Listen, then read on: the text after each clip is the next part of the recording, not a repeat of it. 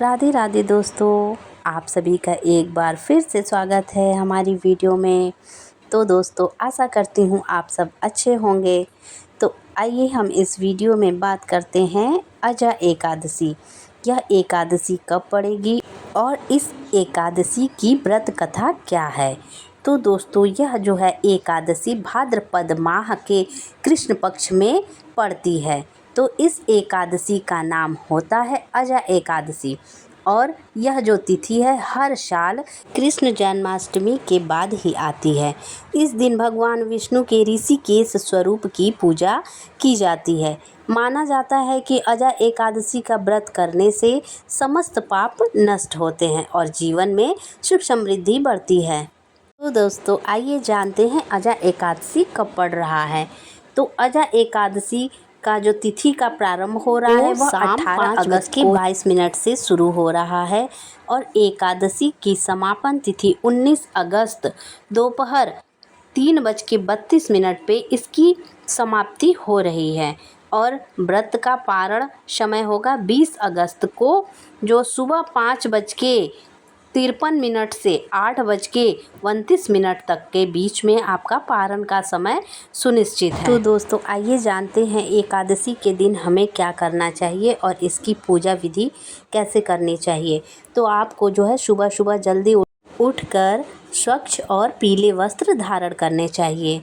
विष्णु भगवान का ध्यान करते हुए आपको श्रद्धापूर्वक व्रत का संकल्प अवश्य करना चाहिए और घर के मंदिर में श्री हरि विष्णु की प्रतिमा या चित्र को आपको स्थापित करना चाहिए और भगवान को फल फूल अक्षत वस्त्र मिठाई दीपक और फूल अर्पित अवश्य करने चाहिए। घी का दीपक आपको उस दिन भगवान विष्णु के सामने प्रज्वलित करना चाहिए और सहस्त्र नाम का पाठ भी करना चाहिए।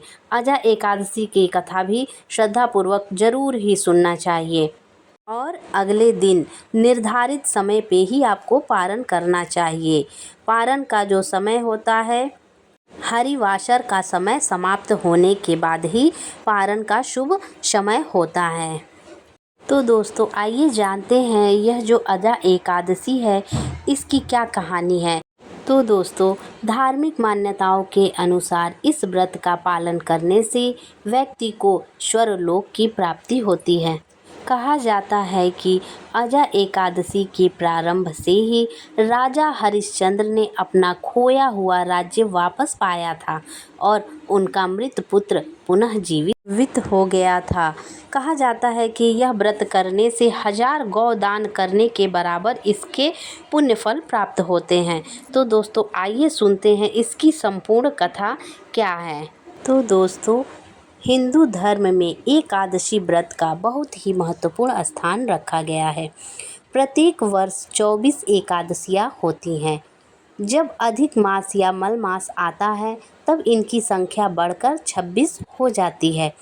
तो दोस्तों, भाद्रपद कृष्ण एकादशी का क्या नाम है, व्रत करने की विधि तथा इसका महात्म कृपा करके हमें कहिए। मधुसूदन कहने लगे कि इस एकादशी का नाम अजा है। यह सब प्रकार के समस्त पापों का नाश करने वाला व्रत है। जो मनुष्य इस दिन भगवान ऋषिकेश की पूजा करनी चाहिए।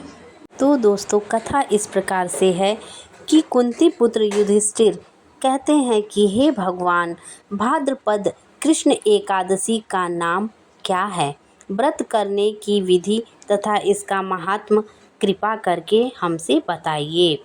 मधुसूदन कहने लगे कि इस एकादशी का नाम अजा है। यह सब प्रकार के समस्त पापों का नाश करने वाली है। जो मनुष्य इस दिन ऋषिकेश भगवान की पूजा करता है उसको वैकुंठ की प्राप्ति अवश्य होती है। अब आप जो है इसकी कथा सुनिए। प्राचीन काल में हरिश्चंद्र नाम का एक चक्रवर्ती राजा राज्य करता था। उसने किसी कर्म के वशीभूत होकर अपना सारा राज्य व धन धान्य त्याग दिया था, साथ ही अपनी स्त्री पुत्र एवं स्वयं को भी बेच दिया। वह राजा चांडाल का दास बनकर सत्य को धारण करता हुआ मृतकों का वस्त्र ग्रहण करता रहा, मगर किसी प्रकार से सत्य से विचलित नहीं हुआ। कई बार राजा चिंता के समुद्र में डूबकर अपने मन में विचार करने लगता कि मैं कहाँ जाऊँ, क्या करूँ जिससे मेरा उद्धार हो। इस प्रकार राजा को कई वर्ष बीत गए। एक दिन राजा इसी चिंता में बैठा हुआ कि गौतम ऋषि आ गए। राजा ने उन्हें देखकर प्रणाम किया और अपनी सारी दुख भरी कहानी कह सुनाई। यह बात सुनकर गौतम ऋषि कहने लगे कि हे राजन, तुम्हारे भाग्य से आज से 7 दिन बाद भाद्रपद कृष्ण पक्ष की अजा नाम की एकादशी आएगी। तुम विधि पूर्वक उसका व्रत करना। गौतम ऋषि ने कहा कि इस व्रत के पुण्य प्रभाव से तुम्हारे समस्त पाप नष्ट हो जाएंगे। इस प्रकार राजा से कहकर गौतम ऋषि उसी समय अंतर्ध्यान हो गए। राजा ने उनके कथानुसार एकादशी आने पर विधि पूर्वक व्रत व जागरण किया।